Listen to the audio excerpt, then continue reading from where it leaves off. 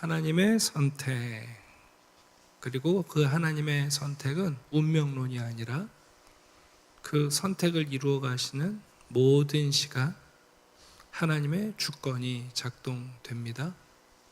그래서 하나님은 아브라함의 자손이라고 해서 다 선택하시고 구원하시는 게 아니라 분명히 하나님이 주권적 선택이 있다는 사실을 가르쳐 줘요. 이스마엘이 아니라 오직 이삭을, 쌍둥이이지만 에서가 아니라 야곱을. 그러니까 이런 이야기를 들으면서 어제 살펴봤습니다만, 사람들은 마치 신학교 총장인 것처럼 전지적 작가 시점으로 하나님이 왜 이렇게 하시느냐, 이러쿵 저러쿵 한단 말이에요. 그렇게 힐문하는 사람들에게 바울은 두 가지 답변을 던졌습니다. 하나님이 불의하시냐, 하나님의 선택과 하나님의 주권을 얘기할 때 버림받은 사람들이 아니라 너희들은 선택받아서 교회 안에 들어와 있는데 너희들이 생각할 것은 왜 하나님이 그들을 버리시냐, 이 질문이 아니라 왜 하나님이 나를 선택하시는가, 어떻게 하나님이 나를 끝까지 사랑하시는가. 그래서 모세와 바로의 이야기를 던지면서 모세의 운명과 바로의 운명이 단순한 팔자가 아니라 하나님이 공평하셨고 하나님이 동일하게 반응하셨다는 사실을 가르쳐 줍니다. 또 19절에는 또 한 가지 질문을 던졌죠. 어쨌든지 간에 하나님께서 이스라엘 백성들을 끝까지 참으시고 바로는 끝까지 안 참으신 게 아니냐, 하나님이 왜 바로에 대해서는 그렇게 행하시느냐 하고 또 힐문할 수 있다는 거예요.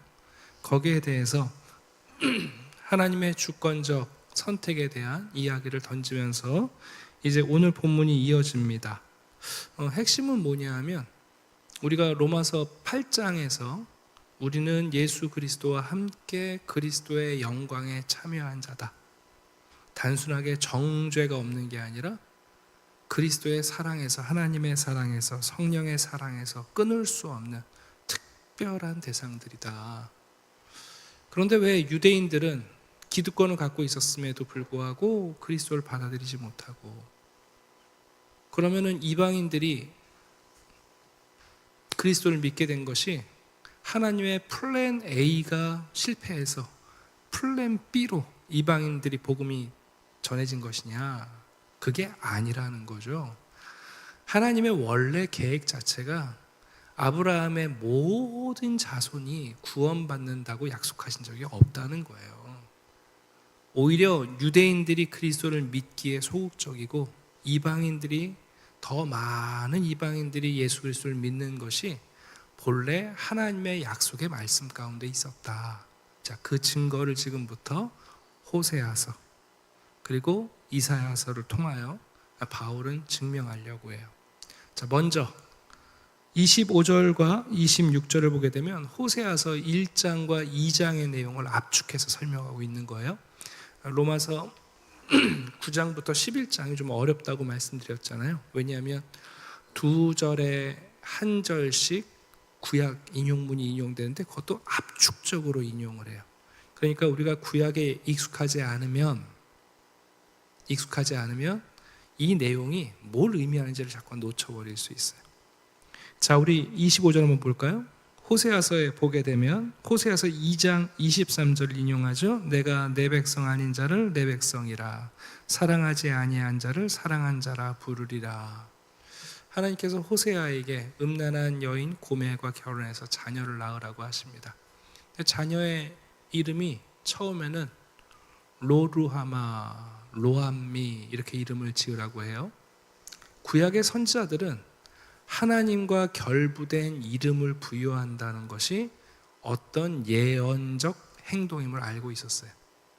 하나님께서 특별히 자녀들의 이름을 붙일 때 하나님의 이름과 결부하여 이름을 주시면 그것은 하나님의 역사 가운데 예정된 일이라는 것을 알고 있었단 말이에요.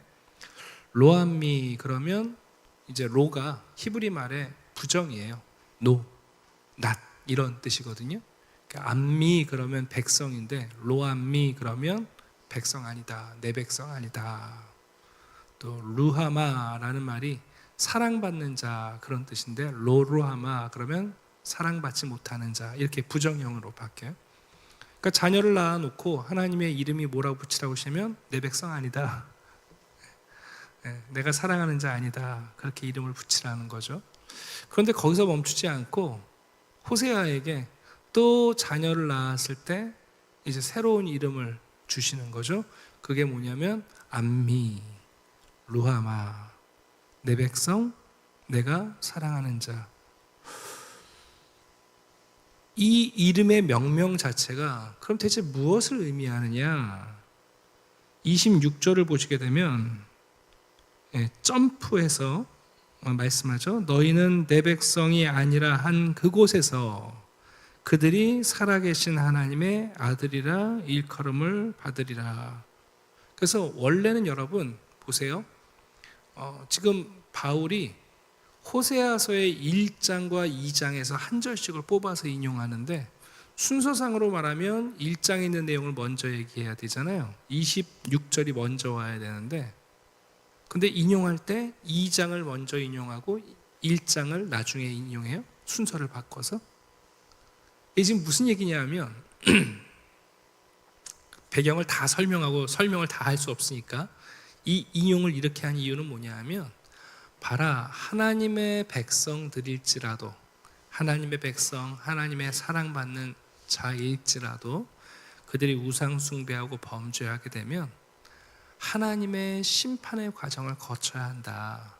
그래서 하나님께서 그들이 내 백성 같지 않고 내가 사랑할 수 없는 자가 되었을 때 그 시간을 통하여 심판의 시기를 통과해야 한다.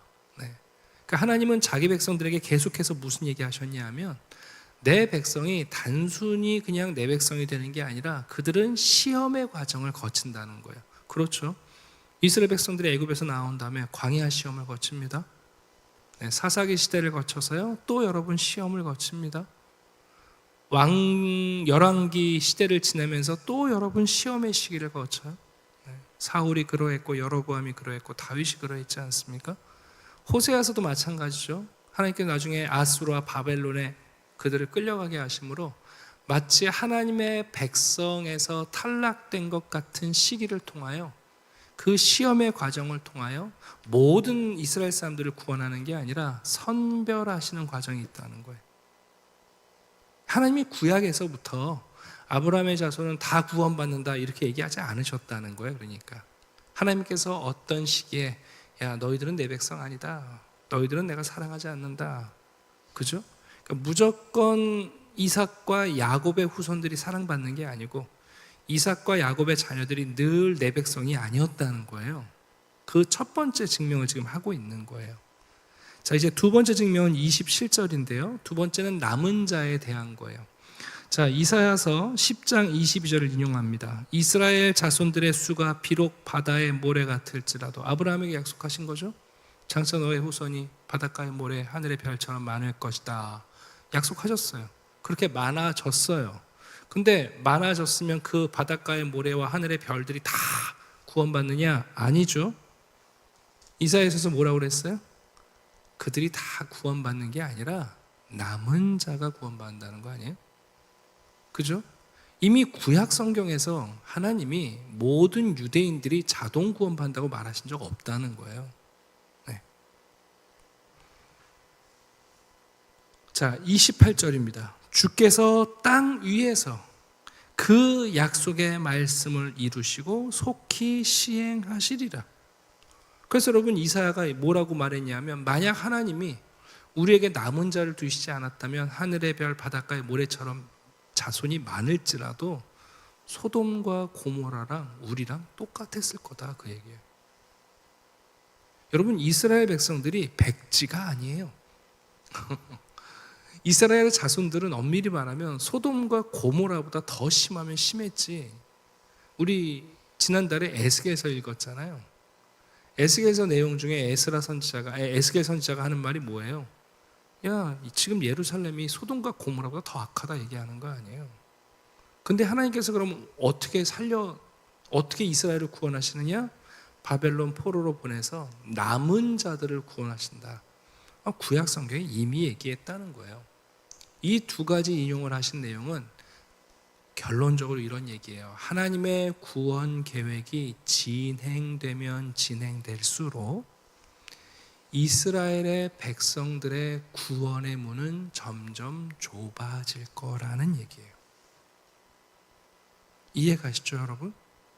우리가 언뜻 생각하면 이삭과 야곱의 후손들은 다 하나님이 구원하신다라는 특권을 생각하기 쉬운데, 그게 아니라 구약 성경에서 이미 하나님께서 그 모래와 같이 많은 백성일지라도 내 백성 아니다, 내가 사랑하지 않는다 하는 시험의 시기가 있고, 심지어 그 모래 같은 많은 백성들이 구원받는 게 아니라 남은 자가 구원받는다는 약속의 말씀을 하신 것은 하나님의 구원의 역사가 진행되면 진행될수록 이스라엘 민족의 문은 점점 좁아질 거라는 거예요. 이해가 가시죠, 여러분? 그럼과 동시에 이방인들에 대한 하나님의 선택과 하나님의 주권적 입양의 내용은 점점 늘어날 거라는 거예요. 이게 지금 바울이 표현해주고 있는 논증이에요. 그게 이제 25절에서 29절까지의 내용입니다. 네. 그러니까 이걸 잘못 이해하는 사람들은 지금도 이스라엘 사람들은 다 구원받아야 된다고 생각한다고요. 아니에요, 여러분. 네. 창세기 이래로 하나님의 구원 서사가 완성되어 가면 갈수록 이스라엘 백성들을 향한 문은 점점 좁아지는 거예요. 그리고 이방인에 대한 문들이 열리기 시작해요. 자, 그게 30절부터입니다. 그런즉 우리가 무슨 말을 하리요? 의를 따르지 아니한 이방인들이 의를 얻었으니. 놀랍게도 이방인들을 향한 하나님의 주권적 선택의 길이 열리기 시작했어요. 그것은 뭐냐? 믿음으로 난 의다. 우리가 5장에서 시작하면서 살펴봤었죠. 그래서 의의 법을 따라간 이스라엘은 율법에 이르지 못해서 그들은 율법을 주장하면서 오히려 내 백성 아니다, 내 사랑받지 못한다, 너희들은 바닷같이 많을지라도 너희들은 남은 자가 아니다, 이런 불행한 운명에 처하게 되는데, 그러나 오히려 여러분 의를 따른 이방인들을 향해서는 문이 열린다는 거예요. 자, 그러면서 마지막 33절에 정점을 찍습니다. 하나님께서 구원을 위하여 시대들마다 일종의 도피성을 준비하시죠. 노아의 시대에는 방주를 지어 주셨어요. 이스라엘 백성들을 광야에서 인도하실 때는 성막을 마련하셨고, 그리고 이스라엘 백성들이 가나안 땅을 정복한 이후에는 성전이라는 곳을 통하여 하나님과 백성들의 교제, 하나님의 주권적 선택과 하나님과의 교제의 예배를 확증하셨는데, 이제는 여러분 새로운 구원의 건축물이 건축되기 시작한 거예요. 그게 뭐냐? 이제 33절 보라, 내가 걸림돌과 거치는 바위를 시온에 두노니. 새로운 하나님과 믿음의 의를 구하는 모든 백성들이 거하게 될 새로운 건축, 그 모퉁이 돌, 그 시온의 돌, 예수 그리스도를 의미하죠. 이사야가 이미 예언했어요. 근데 그 돌은 그래서 모든 사람에게 디딤돌이 되는 게 아니라 어떤 이에게는 거치는 돌이 된다, 걸림돌이 된다. 하나님의 새로운 건축이 시작될 때 그 모퉁이 돌을 놓는 순간 어떤 사람들은 그 모퉁이 돌을 신뢰하고 거기에 터를 쌓아서 벽돌을 쌓아가겠지만, 어떤 사람들은 건축자의 버린 돌처럼 여겨서 밟고 지나가다가 걸려 넘어질 거라는, 그게 예수 그리스도죠. 이게 놀라운 이야기예요. 그러니까 지금 왜 우리가 이제 9장을 시작하면서 바울이 어떤 얘기했어요? 내 마음에 멈추지 않는 고통이 있다. 내 동족에 대한, 유대 민족에 대한 내가 참 아픔이 있다. 지금 유대인들 미워서 이런 얘기를 하는 게 아니라, 바울은 어떻게 해서든지 유대인들이 예수 그리스도를 믿고 그 신앙으로 돌아오길 바라지만, 그러나 유대인들이 그리스도를 믿지 않는 것, 그것이 하나님의 구원의 역사가 진행되면 진행될수록 이미 구약에서 예언되어 온 내용이라는 거예요. 그러니까 여러분, 시간이 가면 갈수록 유대인들이 더 많이 예수를 믿을 거다? 그건 정말 모르는 얘기예요. 그게 아니라고요.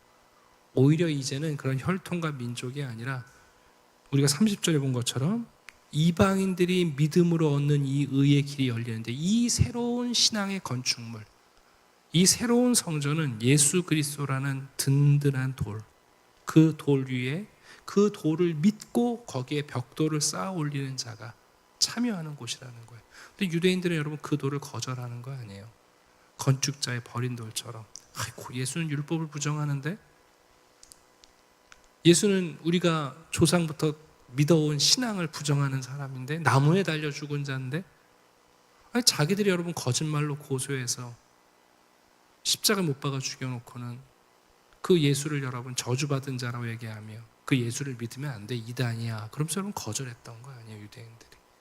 그러니까 지금 25절부터 33절까지의 내용은 굉장히 압축되어 있는 구약의 서사와 하나님의 구원의 진행에 따른 유대인들의 구원의 문이 좁아지고 이방인의 문이 열려지며, 그 새로운 건축물의 기준이 바로 예수 그리스도시다.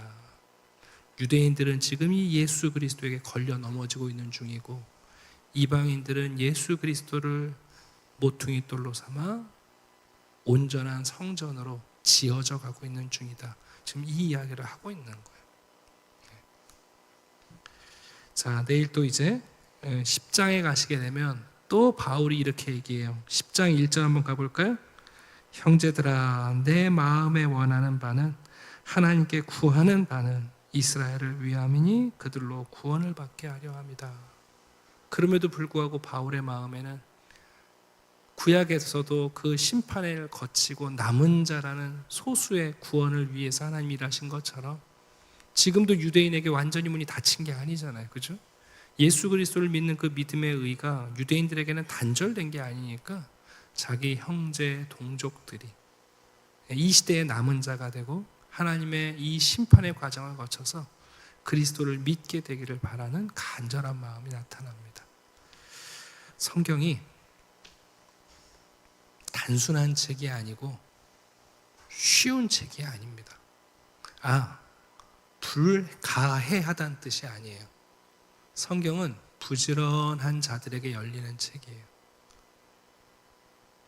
제가 가끔 강사로 한 번 가는 교회는 알 수가 없는데요, 그래도 꽤 빈번하게 가게 되면 제 성도님들이 그간 어떤 말씀을 들어왔는지를 설교하다 보면 알게 돼요.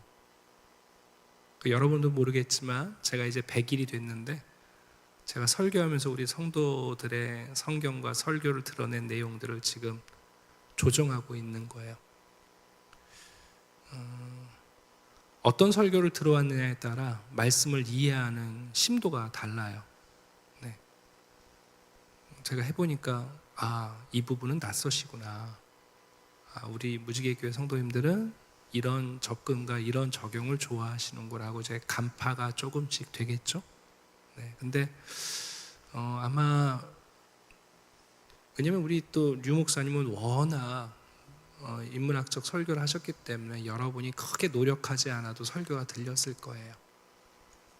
인문학적 설교의 특징은 많은 내용을 전하지 않지만 중요한 핵심의 내용을 아름답게 우리가 듣게 해주시는 참 좋은 설교죠. 모르겠어요. 그 다음에 오신 목사님 어떤 설교를 하시는지 정확히 모르겠습니다만, 근데 이제 우리가 신약과 구약의 본문 중심의 설교를 듣는 게 굉장히 중요해요. 왜냐하면 성경 자체가 갖고 있는 성경의 권위가 중요하거든요. 저는 이제 아마 그런 방향으로 설교를 하겠죠. 이제 그러다 보면 두 가지 느낌이 있어요. 어떤 분들은 성경이 새롭게 열려지기도 하고 성경에 대한 신뢰가 생기고 목회자에 대한 확신보다 성경에 대한 권위가 더 높아져서 성경이 가까워지는 사람도 있죠. 근데 어떤 분들은 입맛에 안 맞아서 먹기 힘들어 하시는 분들도 많아요.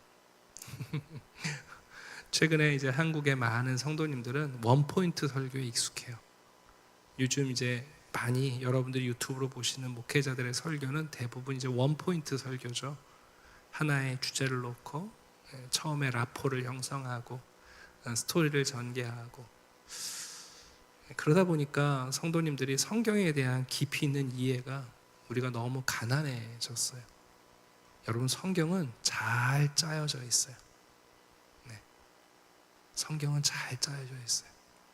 이제 우리가 보통은 도면을 보면 보통 사람들이 그걸 봐요, 못 봐요?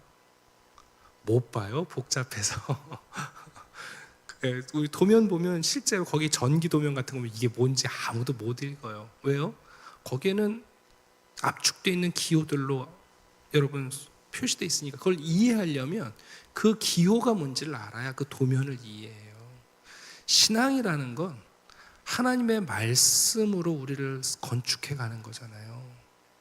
그러니까 제가 안타까운 건 한국의 모든 교회 홈페이지에 들어가면 우리 교회는 말씀 중심의 교회입니다라고 다 써 있어요. 써 있기는.